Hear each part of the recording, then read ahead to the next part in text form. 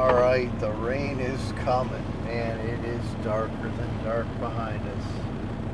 I got my new sunglasses on that enhance the whatever, I don't know. There were those ones that are 20 bucks normally, and they had them on sale for 10 for two pairs, one dark one and one light one you can wear at night. Where are those other ones there?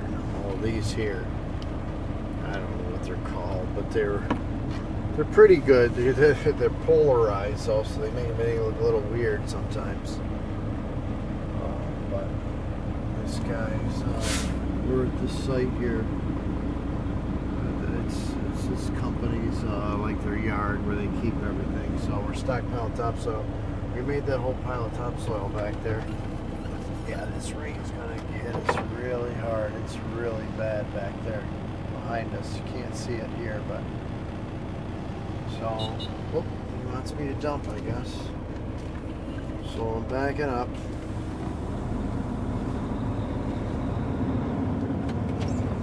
So that's about it.